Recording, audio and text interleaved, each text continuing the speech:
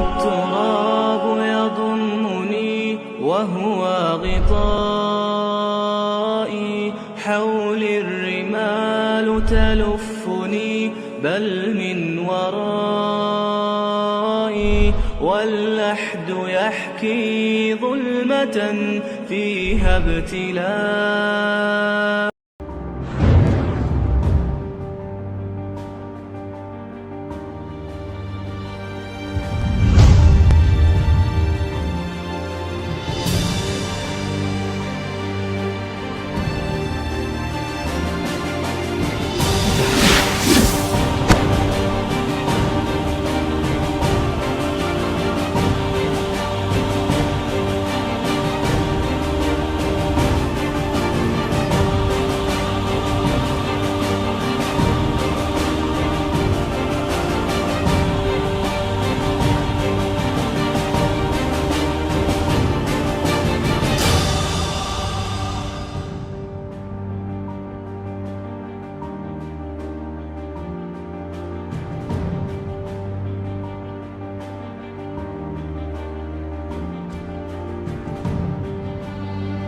Dans quel monde vivons-nous? Dans quel monde vivons-nous?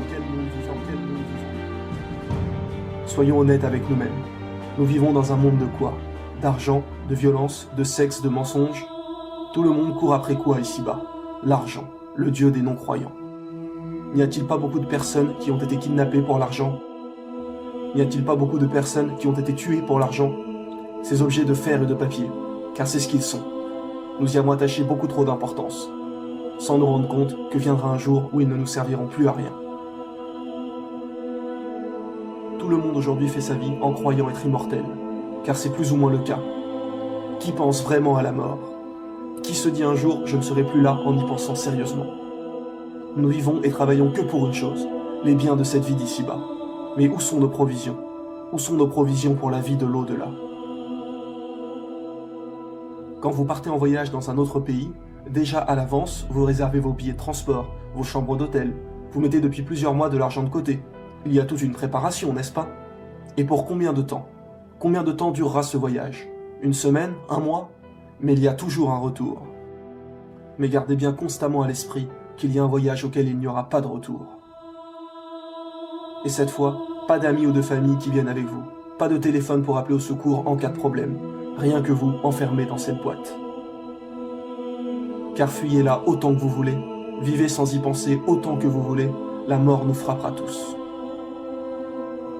Quand allons-nous mourir? Dans 50 ans? Dans 20 ans? Ce jour viendra, oui. Mais si ce jour était demain? Accident de voiture, arrêt cardiaque, chute mortelle, peu importe. Êtes-vous prêt à faire ce voyage? Avez-vous préparé ce qu'il vous faut pour le présenter à votre Seigneur? Car ce jour viendra bien plus vite que vous l'imaginez. La mort que vous fuyez va certes vous rencontrer. Ensuite, vous serez ramené à celui qui connaît parfaitement le monde invisible et le monde visible, et qui vous informera alors de ce que vous faisiez. Imaginez-vous enfermé dans cette boîte sous terre, cloîtré sans que personne ne puisse vous aider. Et les deux anges apparaissent devant vous. Et là, vous avez maintenant la certitude que le prophète avait dit vrai. Et vous vous posez la question, qu'ai-je fait de ma vie? Qu'ai-je fait sur terre? Vouloir m'acheter une maison? Vouloir m'acheter la dernière Mercedes? Qu'ai-je fait? Quand ai-je remercié celui qui m'a donné mon père, ma mère, ma nourriture, ma santé? Comment ai-je pu être aussi bête pour ne pas agir avant avec tous les avertissements de notre prophète? Pourrais-je seulement revenir en arrière pour prier un peu plus? En y réfléchissant bien, qu'est-ce que 5 minutes de prière dans une journée comparé aux heures que j'ai passées sur ces sites interdits, sur ces heures passées au cinéma, au casino, en boîte de nuit? En y réfléchissant vraiment, à toutes ces heures perdues, qu'est-ce que cela m'a apporté? Il faut que je trouve le moyen de revenir en arrière.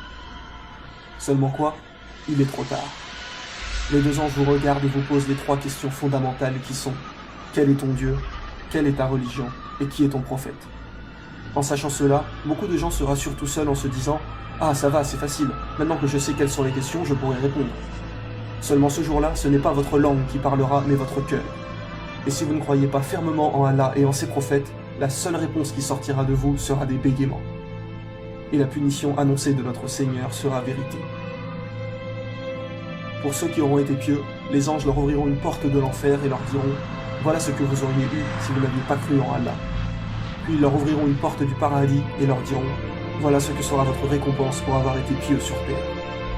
Et pour ceux qui n'ont pas cru, les anges leur ouvriront une porte du paradis et leur diront « Voilà ce que vous auriez eu si vous aviez cru en Allah ». Puis ils ouvriront une porte de l'enfer et diront « Voilà votre destination pour votre médisance ». Les musulmans patienteront baignés dans le bonheur attendant que le jour du jugement arrive, tandis que les autres subiront les affres de la tombe jusqu'au jour de la rétribution. Et quand toute âme sera morte et qu'il ne restera plus rien de la terre, alors le jour du jugement dernier arrivera. Nous serons tous terrifiés, affolés, chargés de nos fardeaux. Et malheur à celui qui aura tourné le dos à la religion, car il supportera une charge bien lourde. Allah nous dit en parlant des non-croyants qui ne pensent qu'au bien d'ici-bas, ces gens-là aiment cette vie éphémère et laissent derrière eux un jour bien lourd, le jour du jugement dernier. Car inévitablement, toute âme se présentera devant Allah et répondra de ce qu'elle a œuvré. C'est pour cela que notre bien-aimé prophète l'a répété 2 fois dans son dernier sermon. Il nous a dit « Souvenez-vous, un jour vous vous présenterez devant Dieu et vous répondrez de vos actes. » Et ça y est, ce moment arrive. Imaginez-vous tous ces moments où nous avons pensé à Dieu, à comment cela allait être, à ces moments de doute, d'hésitation. Et ça y est, Allah est devant nous. Plus de doute, nous le voyons avec l'œil de la certitude. Et vous savez que devant toute la création, vos actes vont être révélés. Toutes les choses abominables que vous avez commises en secret seront mises à jour. Pensiez-vous vraiment que personne ne vous regardait? Certes, Allah est parfaitement connaisseur de ce que vous faites. Il sait ce que vous cachez ainsi que ce que vous divulguez. Ce jour-là, nous serons tous réunis, personne ne se reconnaîtra. Les gens s'interrogeront entre eux, et alors viendra la balance avec vos livres et la pesée de vos actions. Car tout au long de votre vie sur terre, 2 anges ont inscrit chaque fait et geste que vous avez commis. Et les non-croyants diront alors « Malheur à nous, qu'est-ce que ce livre qui n'oublie aucun petit ou grand péché ?» Il y aura bon nombre de péchés que vous-même auront oubliés, mais que notre Seigneur, lui, n'oublie pas. Ce jour-là, nul refuge pour vous, et vous ne pourrez point nier vos péchés. Tout se retournera contre vous, votre corps dira ce qu'il a fait, vos proches, qui ne vous reconnaîtront plus, diront ce que vous leur avez fait. Donc comportez-vous toujours de la manière la plus convenable possible avec les autres. Notre bien-aimé prophète a dit « Ne blessez personne afin que personne ne puisse vous blesser. » Celui qui aura fait le poids d'un atome de mal le verra, et celui qui aura fait le poids d'un atome de bien le verra également. Et celui dont les bonnes actions pèseront lourd dans la balance, nulle crainte à son sujet. Et celui dont les bonnes actions seront légères, alors malheur à lui, car l'enfer sera sa récompense. Une fois la pesée faite, viendra le passage qui vous mènera à l'enfer ou au paradis, selon ce que vous avez œuvré sur terre. Ce passage se nomme le Sirat.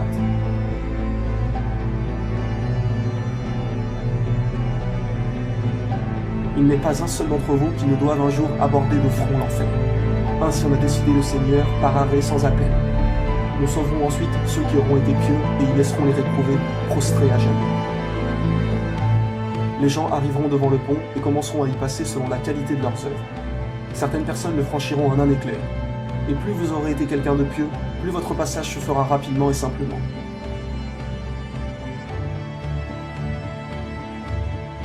Mais inversement, si vous n'avez pas cru, plus vos mauvaises actions seront nombreuses, plus il vous sera difficile de traverser.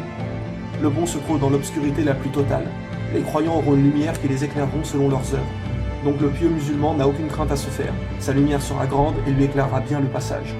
Pour certaines personnes, celle-ci sera faible et s'éteindra par moments, tandis que d'autres n'en auront pas du tout. Les crochets attraperont les mécréants et les feront chuter dans le feu de l'enfer.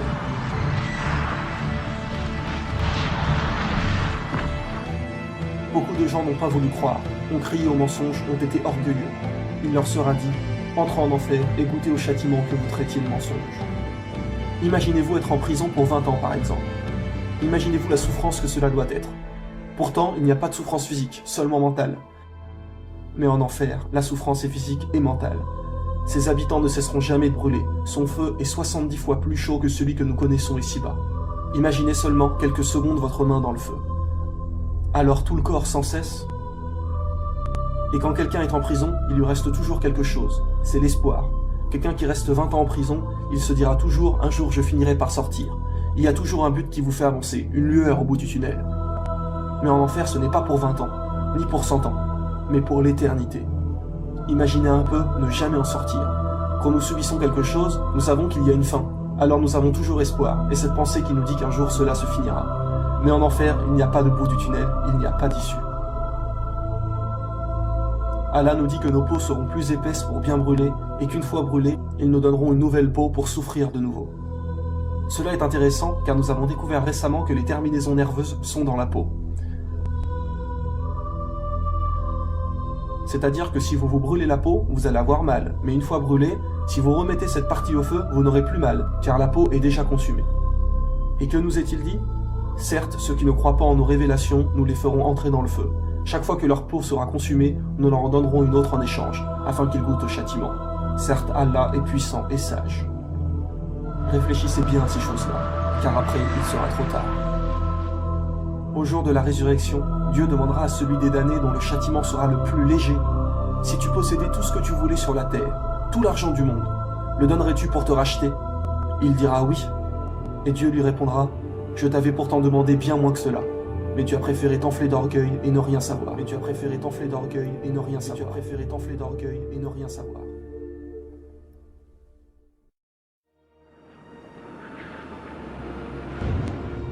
Quant aux croyants, une fois le pont du Sirat franchi, ils se retrouveront avec les prophètes et le dernier Mohammed devant les portes du paradis. Le prophète Mohammed arrivera devant ces portes et l'ange qui se trouve derrière demandera: qui est-ce? Et le prophète répondra: c'est moi, Mohammed. Et l'ange répliquera: j'ai ordre de n'ouvrir qu'à toi, car notre bien-aimé prophète sera le premier à franchir les portes du paradis.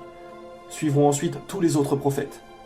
Et sachez bien que certaines portes du paradis sont destinées à ceux qui excellent dans certaines œuvres. Par exemple, il existe les portes du jeûne. Oui, seuls ceux qui ont jeûné pourront y rentrer et savourer les délices qui s'y trouvent. Ce jour-là, on appellera les jeûneurs, et ceux-ci y rentreront. Ensuite, les portes se fermeront, et plus personne ne pourra jamais les franchir. Sachez qu'aux portes du paradis se trouvent 2 sources d'eau. Chaque personne en boira avant d'entrer. La première source vous fera devenir grand et beau, et vous demeurerez tous à l'âge éternel de 33 ans. La deuxième source vous retirera de vous tout mauvais sentiment. La jalousie sortira, l'orgueil, la fierté, le mensonge, la violence, etc. pour ne laisser place qu'au bien. Hâtez-vous vers le pardon de votre Seigneur et vers un jardin large comme les cieux et la terre. Préparez pour ceux qui craignent Allah. Rien que l'odeur du paradis peut se sentir à une distance de 100 années de marche.